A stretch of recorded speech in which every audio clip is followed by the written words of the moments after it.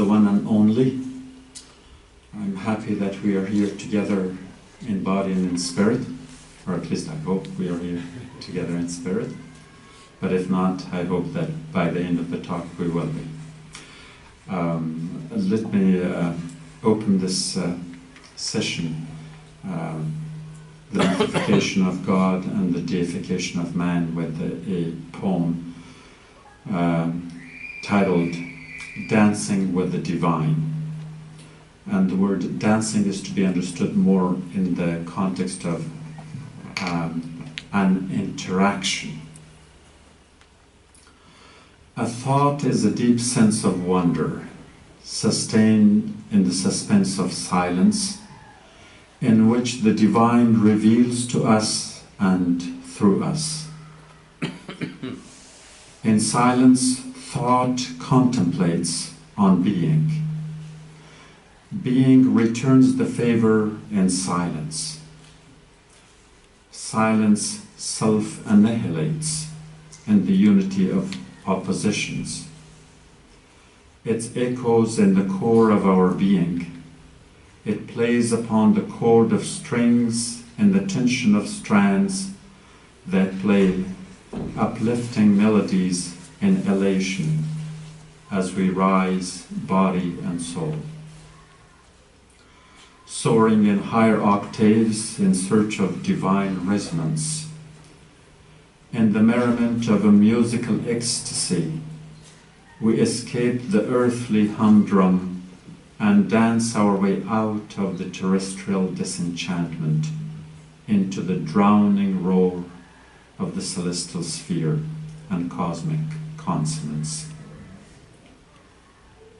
The luminous darkness of the infinite night invites us to dance with a stranger whose presence pervades our being. As we begin to fade in his presence, the envious whisper of angels' wing calls us back. Return.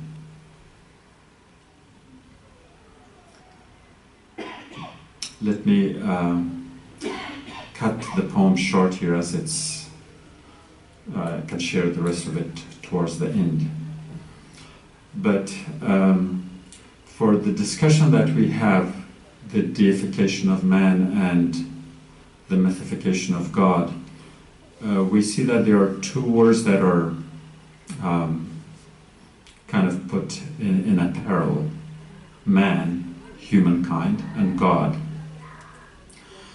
And for that, we need a definition. And my definition is one of higher consciousness. And I'm defining consciousness for the purpose of our discussion. I think we have a little bit echo here. I don't know if my own voice is not melodious enough or if that's normal. It's not a complaint, it's just I want to make sure that it sounds good. Okay, then we'll go with echo, that's fine. Consciousness.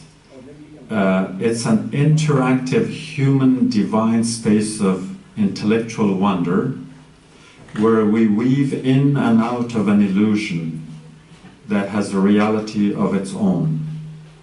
And conversely, we find a reality whose elusive nature is proven by the limitations of our sense perception. So from the very start, we are thinking of God and human as one, as a connection.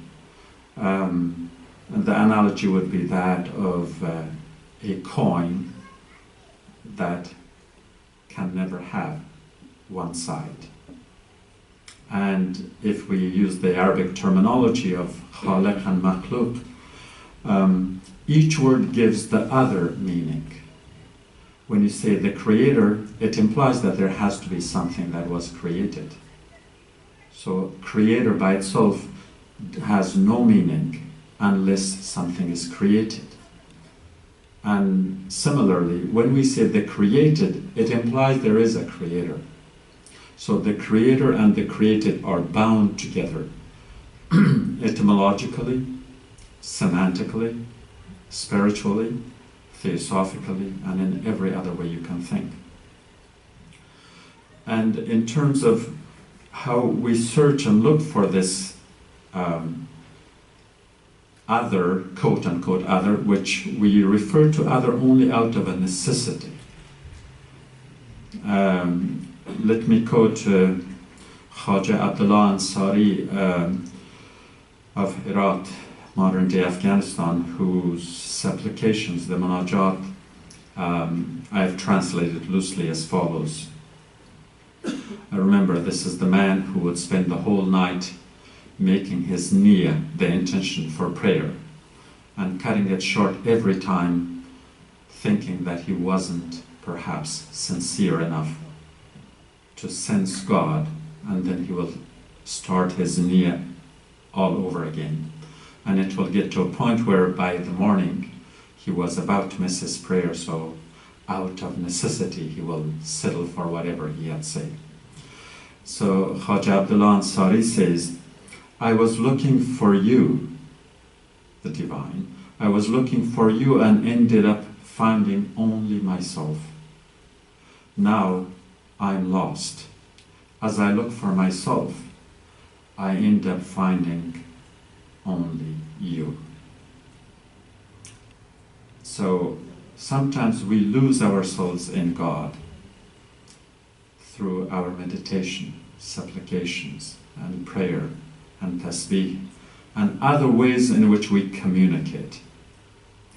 And in that sense, I think that blurred line between separating the realm of the human and that of the divine is in reality an integral and inseparable oneness of being, which implies the existential necessity of the two, like I said earlier, between the Khaliq and Makhluq. One cannot exist without the other. Now, I hope you don't understand it in the sense that God needed to create, because God doesn't have need.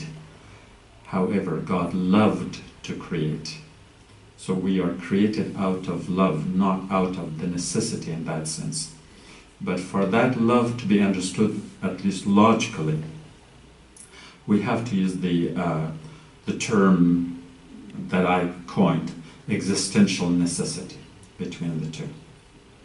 Now, what makes us humans is not our higher level of intelligence, which is often attributed that we have become better than the rest of the animal, and we have become superhuman because we are so smart and we are so intelligent, and the other animals are, forget it, the words that you use. But although intelligence helps us remain humans, at least in some cases, but attaining consciousness is what makes us human, not intelligence. All animals have intelligence. It's just that when we apply the human measure for understanding their intelligence, and we can't figure it out, so we, it's an easy cop-out. We say, well, they don't understand. How do we know? Have you talked to animals? When you can't understand their language, whom do you blame? Okay, you put yourself on a higher plateau that you understand. It's the animal that is so stupid that doesn't understand. Perhaps the animal is making the same argument, but... So, from the earlier moments of our creation,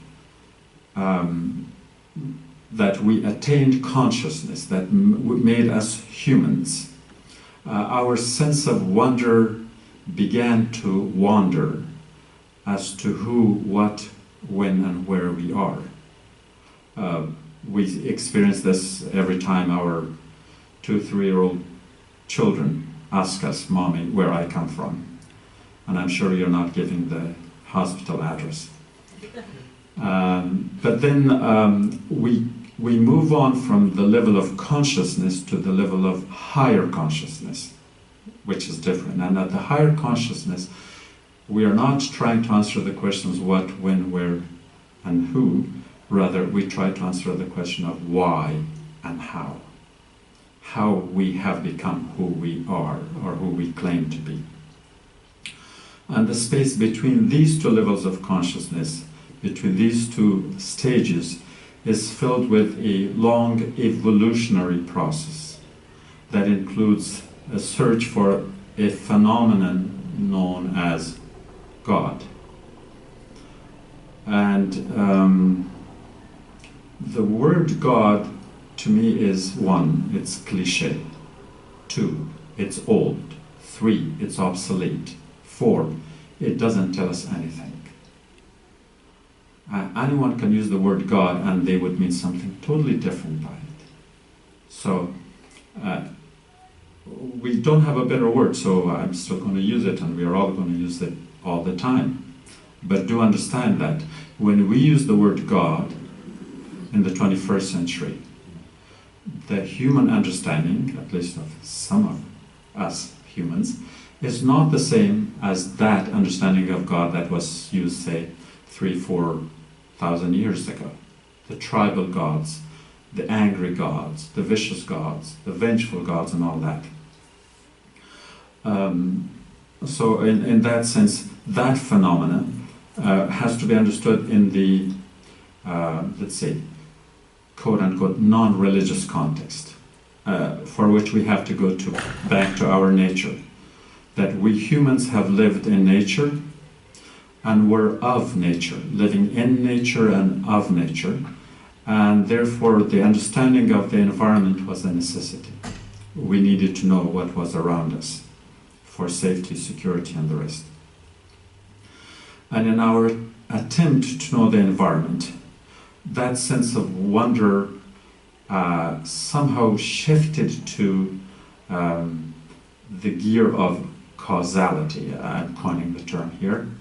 The causality would be like, say, if we looked at a flower, we were attracted to it.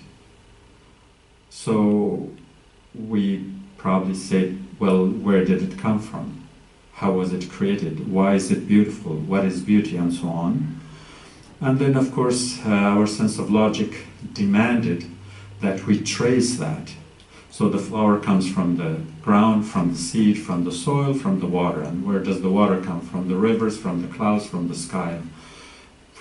Before that, it comes from the oceans and all that. And so the reason we trace it back as to where this flower comes from is because we want to know its origin. Because it also runs parallel to who we are, where we have come from. And you get to a point that you don't have any more answers. Take the case of water. Well, water comes from the ocean. Well, where do the oceans come from? Well, you go to the geological age of the Earth and the creation of the cosmos and the Big Bang and all the rest of the stories. But again, you go as far as you want to. At the end, you are stuck. There is a point beyond which you cannot go. And so in this chain of causality, what happens is that the chain of causality take us from the knowable known to the unknowable known. The knowable known is our environment. We see the trees, the plants, each other. So we know each other, at least we think we do. So that's the knowable known. But then following that chain to the end point, it gets somewhere where we do not know anymore. We do not know, but we can't deny it. And the problem there is that our sense of logic, the way we think, demands causality to have a cause and effect. A causes B, B causes C. That is our sense of logic. We cannot understand anything other than this. We cannot understand that it's possible for A to cause B and yet A not to be caused by anything. And so that's where, when we are stuck, we move from the level of the knowledge of God, which is whatever amount we know. We move from the knowledge of God to an acknowledgement of God's existence. The difference between knowledge and acknowledgement is that knowledge, at least we pretend we know. And the acknowledgement, we know that we don't know, but we can't deny it, so at least we acknowledge it. There is a God, but I don't know. And most of us who are taking pride in faith usually don't say that second part. That's my own confession.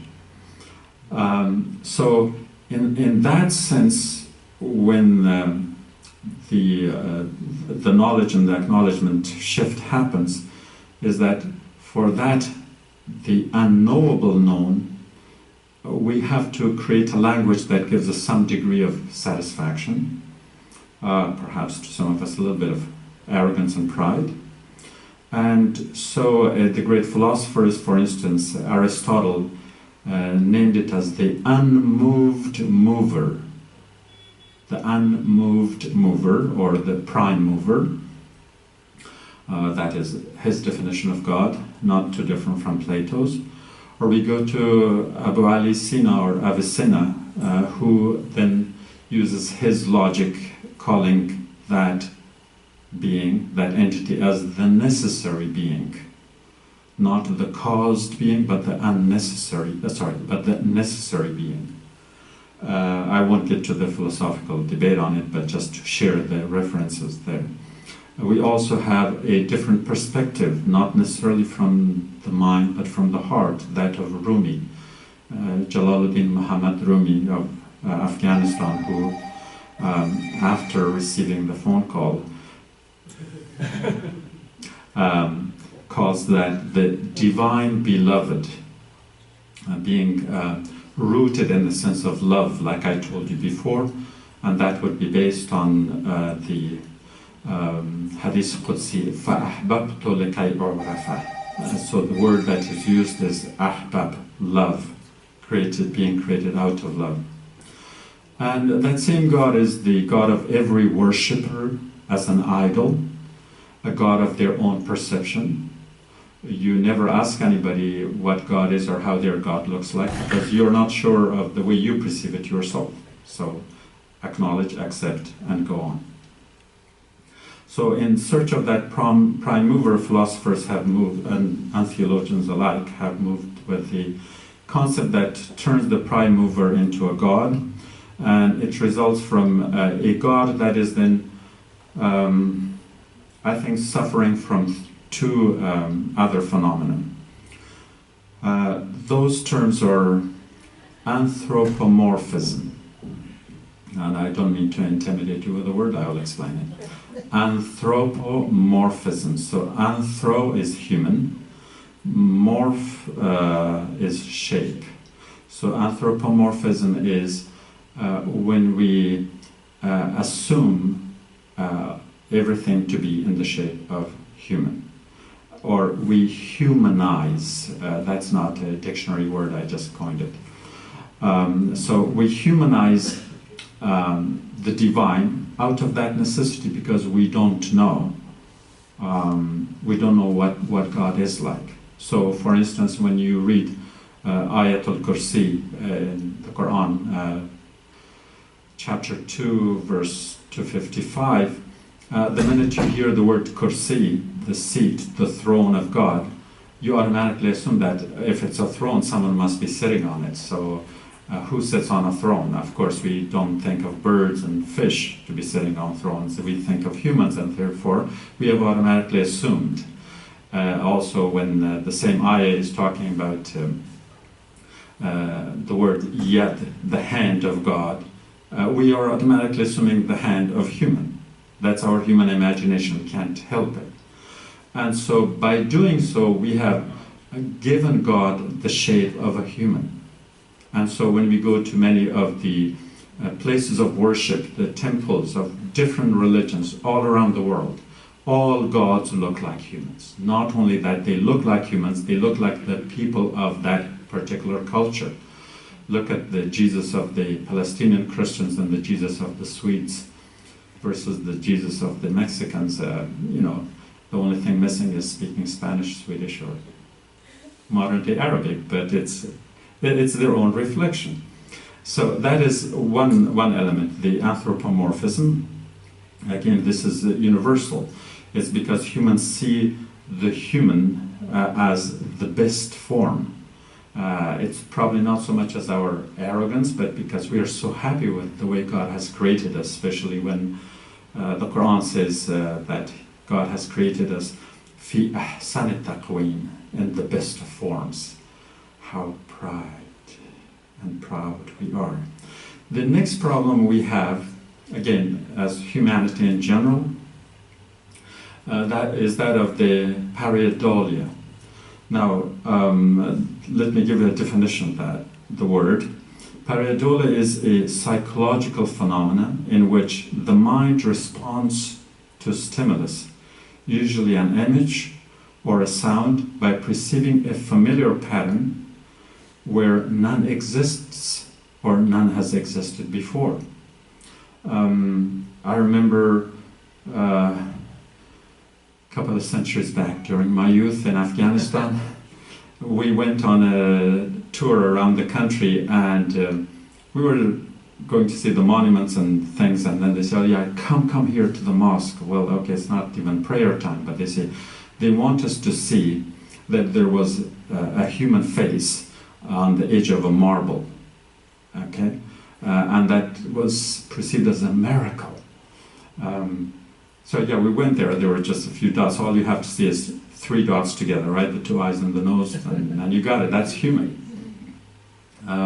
And of course, we see that a lot in the Catholic tradition, especially around Christmas, when Mary, the mother of Jesus, appears in some form and shape on a piece of cloth or a shroud or a leaf of a tree and all that. So what is it that we see? We see nothing but ourselves. But as soon as we project the self to the other, then we try to attach to it significance. What kind of significance? Of the things that usually we do not know. And God is one. So if you have to imagine God, my childhood God was a very handsome man with white beard like my father's, and he had a turban like my father's. I think he even talked like my father, but we'll leave that out of it. So in that case, the mythification of God falls on the following: that it's the unknown that you want to make known, but you don't have the faculties, the capacities, the measurement to make it known. So what do? So you want to bridge that distance. You want to bring it close. Then you want to associate it with anything that seems familiar. So that's why in many of the traditions we have for instance, in the Western Hemisphere, North and South America, since people lived in nature, and if you remember, I told you like about 25 minutes earlier that we were in nature and of nature, and therefore the nature became our God. And the people of the Americas they are considered as the earth god people. We use the word Mother Earth very lightly, but to them that's a serious thing. Now, over in the Eastern Hemisphere, the god was the sky god. So the god is always out there, and that is simply a direction away from where we are. It's a direction towards the unknown. And so that's one. Then becomes the god, the natural versus the supernatural. So the god of the Western Hemisphere became natural god. That's why they respected nature. They didn't want to tread on the soil of fertile lands and all that, because it was Mother Earth growing, kicking, surviving, staying there, and it was a desecration to destroy nature, cut trees and so on. It was a desecration to sell land, because land was God. And when the Europeans came and they could buy, was it Long Island for the equivalent of $14? Right. The natives didn't think they sold God. they thought they exchanged gifts. The Europeans thought they bought the land, and as soon as they give them the $14, they kick them out. It's ours now. You know, hoist your flag, which is what the first thing was done here, right, by Columbus? Okay, so we claim it, we buy it. But to the natives, the earth was their God. You cannot sell God. Okay? It's just equally ridiculous if someone from here, from the Western Hemisphere, went over to the East and said, can I buy this portion of the sky? They will take your money. Never mind. So this mystification and mythification, and let me clarify that too. To mystify is when something is deliberately made vague and unclear. To mythify is to create a myth out of it, and a myth is that which is not understood. Not that it doesn't exist, but it's difficult to understand. It comes from the word Mitra, the ancient religion that the Europeans had, and for the Greeks, their own gods were easily understood in the pantheon in Mount Olympus. But that god that came from Central Asia, that was a myth. But in general, then, God is also power. I'm sure we have a lot of ayahs in the Quran that talks about God, the all-powerful, Qadir, Qadir, and the other attributes that we use. And so we want to explain God in terms of power. But the ancients wanted to explain it that God as power, but the power is the power of nature, and the nature was the fury of nature. Hurricanes, floods, natural fires, etc.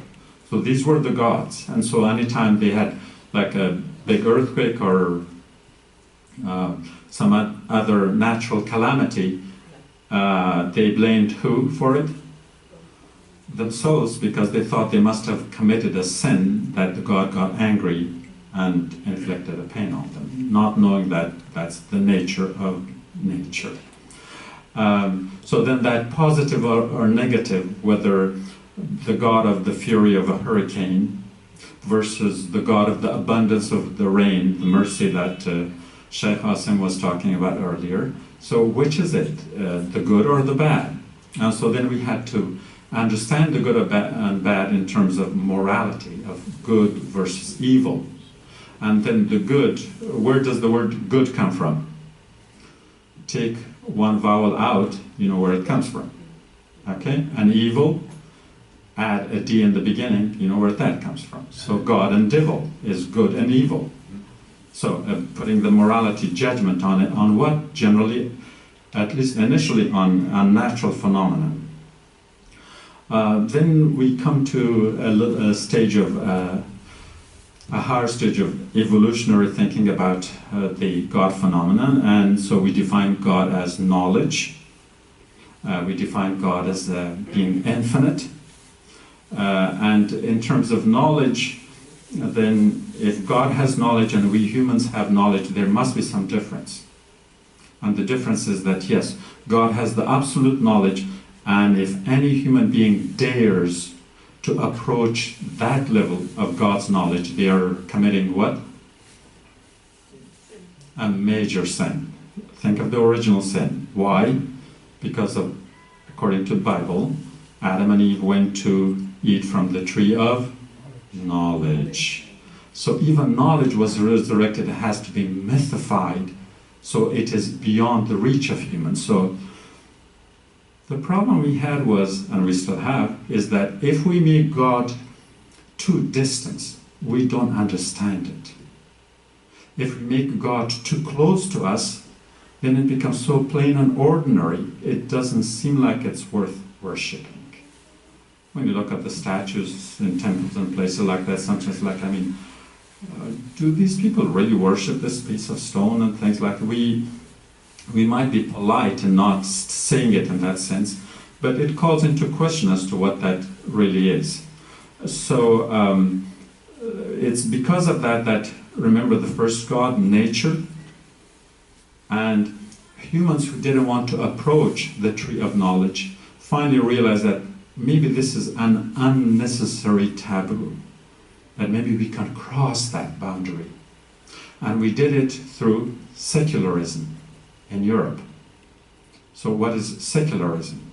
Secularism is to conquer as much of nature as we possibly can, so we don't have to worry attributing its power to a supernatural being, and therefore become its either victims or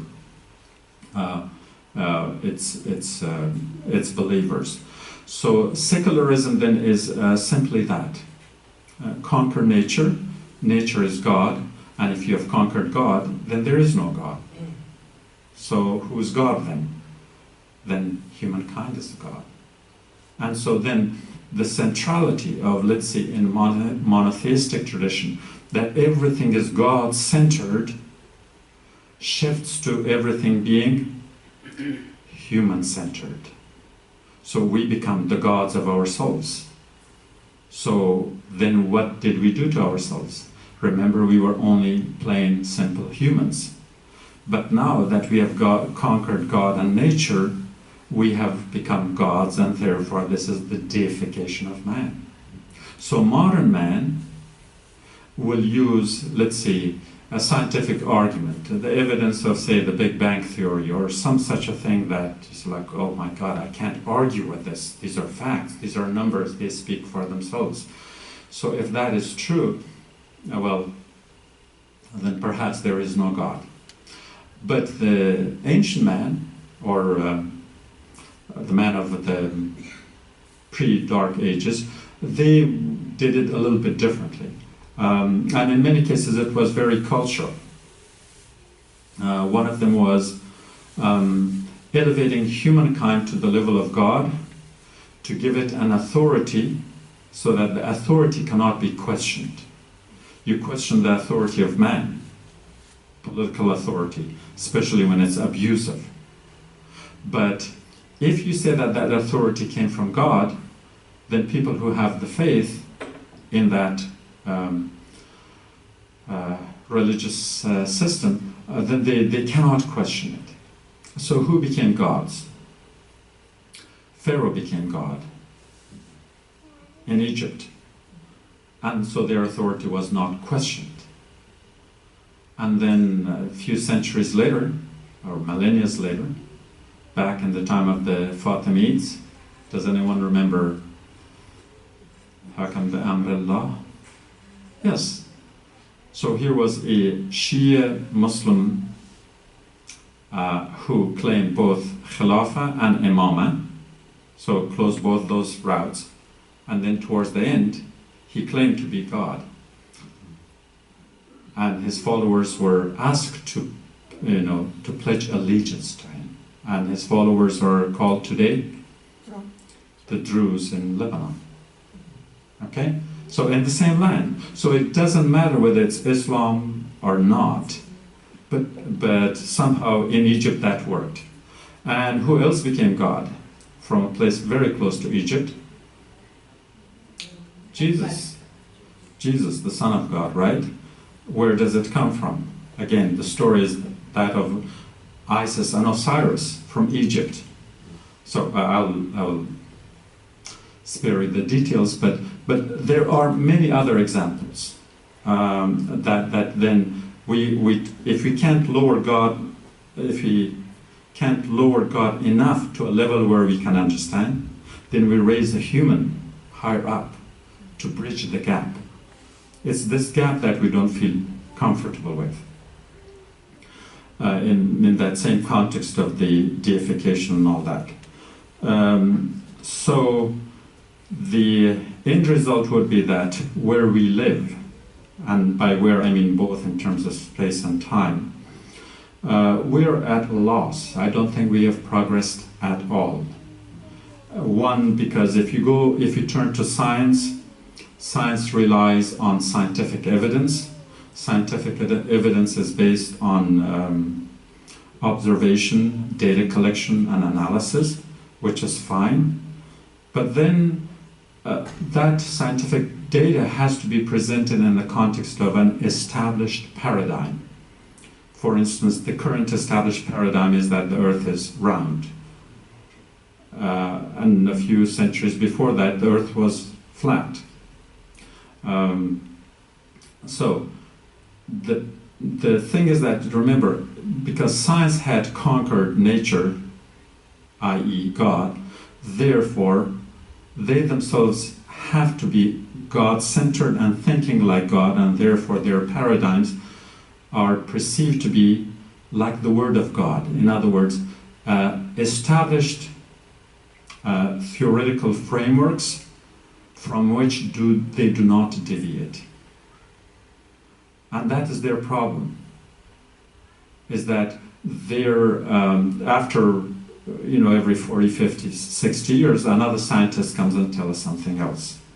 So once the Earth was created as part of this huge Big Bang theory, okay, then comes, before that we had the gravity of Newton, and then came Einstein, and now a new scientist says, no, there's no Big Bang, it's the reverse of it, in fact.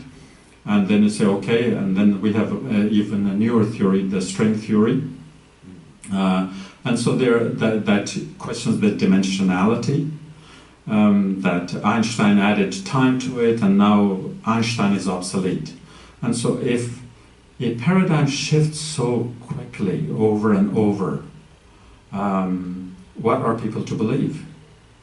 They believe that whatever they believe in now is only temporal. What science tells us as the fact and the truth is the fact and is true, but only for now, until another scientist comes and tells something else. Whereas the theologians, they take the exact opposite road. And they say there's one God, and they've been saying that for centuries, whether they could prove it or not. Well, aside from the fact that your personal conviction is a personal matter, it gives you a sense of stability, a sense of comfort, relying on something, whether it's myth or reality, it doesn't matter. But it has a higher level of dependability. And so in that sense, since we are based on knowledge, then our knowledge from the Greek kenosis, which I think also means emptying out, is that our knowledge of modern times, both science, theology, philosophy, is emptying out what we know to make it known to others so others can see it. Suffers from these two sides, that economically, for instance, the economic liberty is equated to not necessarily to prosperity, but rather to greed. Who makes the Fortune 500? Who's the richest? Who's, the political atmosphere? I don't need to explain that. So, but that is not economic liberty. That is economic exploitation, because our new idols, our new gods of our times are the ones who does the most exploitation and get most benefit from the tax cuts. I don't know if I have to throw that in there. And so then you go on the basis of politics, for instance. We can go to the Jeffersonian concept of life, liberty, and the pursuit of happiness. Life, does it matter? Yes, but only if it's American. So we look at all the natural disasters, things that happen around the world. The first thing is everybody's waiting to see how many Americans died in there. So life doesn't matter. It's the nationality that goes with it, or perhaps the race that goes with it. And go to the Black Lives Matter movement that will tell you that there is, again, a dichotomy there. The pursuit of happiness, irrelevant, because we can't guarantee to our people the basics: health, for instance, education, welfare. So therefore, that even if the material made us happy, there is no guarantee. And any other kind of happiness, well, marijuana is legal, but that's a different story. So then we go to the missing goal here is that there is a spiritual dimension missing in this all this equation, whether you consider this knowledge of the East or of the West, because in reality the East is also imitating the knowledge of the West. And So in that sense then, if we are to look at the obsoletism of the various paradigms that is built into our scientific thinking, and today's world is the world of science, right? We are busy taking pride in, remember the word knowledge? So what do we have? We have the knowledge, but we don't have the wisdom. We have the information. You know, there were times when we didn't have facts on anything. Now, Google has become the equivalent of God. It starts with the same letter, at least. That anything you want, you just go online, you can find an answer instantly. You don't have to travel to libraries or faraway lands like scholars in the past did. So all the information is there, but what do you do with it? What do you do with that information? Does it give you happiness? Does it give you joy? Does it give you spiritual satisfaction to know, remember the first question, why and how you are here?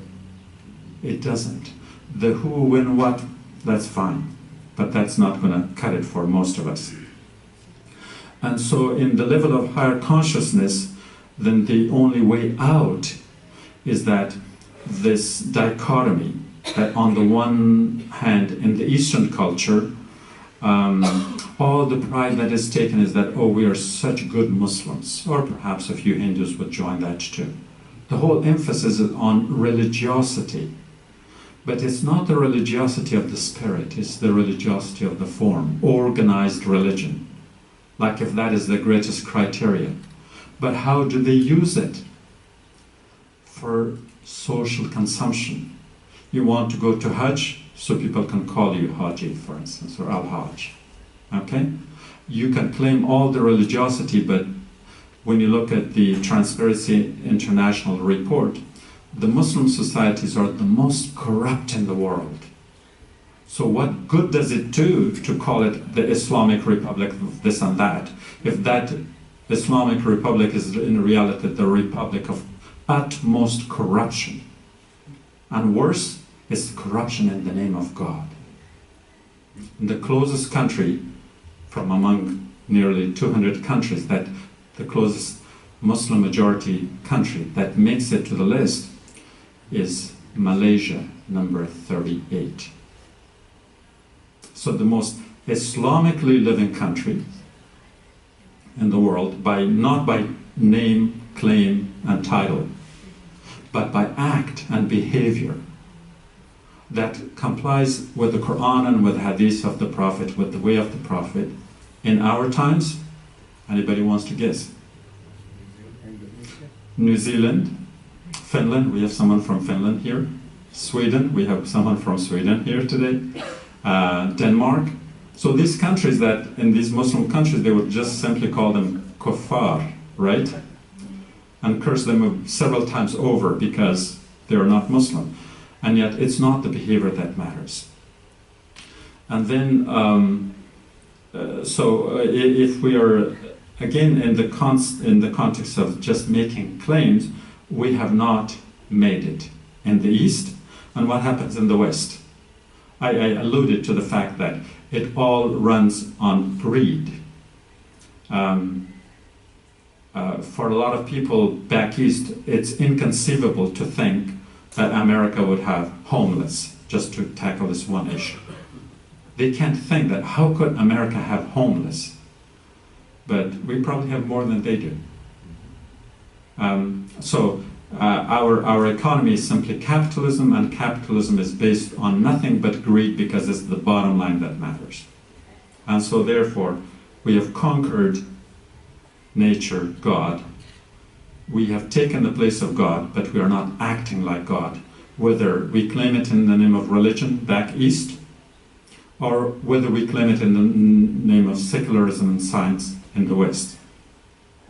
And it's in that sense that we have to think that what matters is probably not so much the human mind, like I told you. Yes, intelligence helps, but it's the human heart. Because if we had the human heart, the terrible miseries that are happening among all other places, like in Syria today, would not be happening. but they are happening because we don't have the heart. We do have the mind, and we use it very effectively as to what kind of bombs to create, how to drop the bombs, and whom to kill, pick and choose this group and that group, doesn't matter. And so the missing of the heart element, and that the highest desire should be the human love, which is not separate from the love of God then. Not the love of God in terms of simply worshipping, but acting like you were God. And don't take this as a blasphemy. If you walk by a hungry person on the side of the street, don't say, why hasn't God given this man the daily food? You are standing there, you're supposed to, if you really believe in it. So in that deep desire then, we have to move to, let me conclude with the second half of the poem I recited to you earlier, Dancing with the Divine. It continues, its last stanzas stand as follows. Silence. The hum of an audible silence humanifies the divine within. Within our being, thought is languaged in phonemic utterances. An imprint of the elusive glimpse appears on the human psyche, whose shadow is projected as God. A God thus reduced to an utterance, a perception, an expression of the ego claiming to know the unknowable. In that claimed knowledge, we write our narrative with traces of races, with jargons of gender, with colors of cultures, and the hues of our humanity.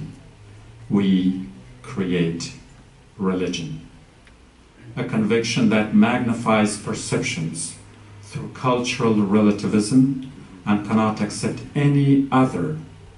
The truth remains relative, distanced. The infinity of silence is interrupted, naming the God that need not be named. The oneness of being is traced along divergent paths away from God, validating only our elusive perceptions. Divine essence remains beyond our grasp. A yearning whispers, is there God? A lingering suspense is tempted to answer as if it knows how. Only then we realize if we ever knew the answer, it was in the silence. The moment attains to a timeless awareness that is there God is not an inquiry demanding an answer, but an expression of a deep sense of wonder, to wonder in silence. Is there?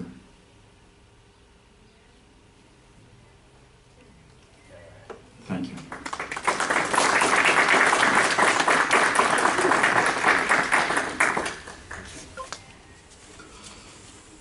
So do we take a couple of hundred questions? Can we get the questions after the prayer, or maybe one or two? I think we can take the questions now, because if they are difficult, that gives me an opportunity to disappear. Okay, well, okay, let's do two questions. So let's ask all the questions you want to, and then we'll... Sure, because it's time for the prayer. Let's go with two questions maybe. Yeah, go ahead, please. In the interest of clarity... please sit down, I will feel more comfortable. No problem, while you're standing. Okay. In the interest of clarity, with the general understanding, the Quran had made it clear, the practice of our Prophet have made it clear, sallallahu alayhi wasallam. The Hadith had made it clear, the difference between humanity and subhanahu wa ta'ala. So how do we clarify? We have a general knowledge and understanding from what you said within the Quran and Hadith. How do we make distinction very clear, and the nearness of Allah to us, and His distance also have been very clarified. So how do we clarify what you have been saying in support of Quran and Hadith later on, maybe? Well, God is both immanent and transcendent, so it covers all reality. In the physical reality, we believe that God is omnipresent. That means God is present everywhere. So when it's everywhere, there is no where that is empty of God. Then we can't claim that God is not within us. We know that the Quran is telling us, as much as it says, it emphasizes that these are signs for those who think over here. But it also says that there's also the knowledge of the heart. And so the knowledge of the heart is our perceptive power that we have, that I refer to, that the society has ignored it. And so therefore, even if we have power, we do not have power other than the power that God has given us. That's why the Quran repeatedly uses two words, Qadir and Qadir. Qadir means the one who has the power. Qadir is the one who transmits that power to others. So our power is God's power. Whether you say that I got it from the molecules in my body and I did exercise, whatever, we are part of nature. Our knowledge is the knowledge of God. God is both Alim and Alim. Alim in the sense that He has it. Alim in the sense that He gives it to us. So if those of you who understand Arabic grammar, all the roots that ends with that pattern, Alim, Alim, Qadir, Qadir, and Hamid, Hamid, and so on, the first one indicates that that attribute, that virtue, is of God only, but the second one says it's God who spreads it and gives it to others. God empowers us. And so therefore, there is no difference. If we have been empowered, it's the power of God within us. I had no idea I could be talking here, because nothing is guaranteed. My life, my getting here, I don't even know if I will get out of here. So therefore, I become an extension of that. And therefore, the best worship to me is not necessarily, and I don't mean to insult anyone's piety, it's not the one where you pray in front of others so others can praise you. It's when you pray God in the Qibla of your heart, when you put your heart down and surrender within you. There's a God within you. It's the God that shines on your heart that matters most, because then there could be no riyah or outward manifestations. And the Quran is clearly saying to us,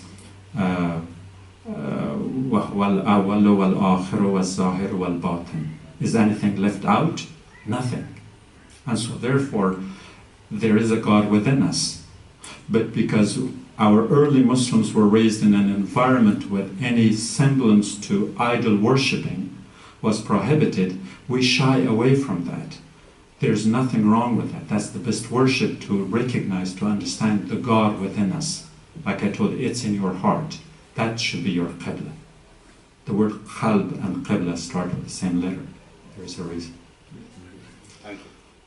Yeah. Second question, if anyone has. I'm sorry. Thank you for the beautiful lecture. But I would like to ask the past 1 month ago that you lectured. Can I? Oh, about the lecture of last month? Yeah. Shoot. Yeah. Before I confusing, I'm sorry because I missed the last time. You explained that the last time when we say the Allahu Akbar is make a God small. Can you explain that before I confuse? When we say Allahu Akbar, it means God is greater than anything we can perceive. But if you limit your perception to something small, then you have actually made God small.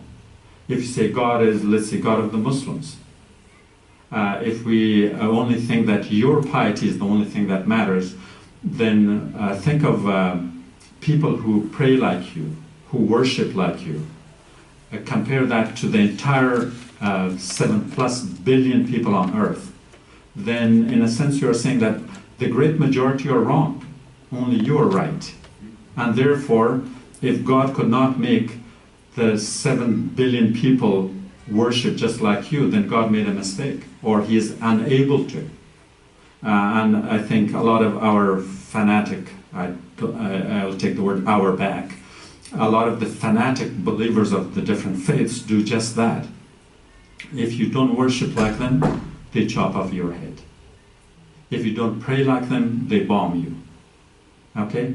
And to me, whether the person is wearing a turban, or a yarmulke, or a tie, makes no difference. Terror is terror.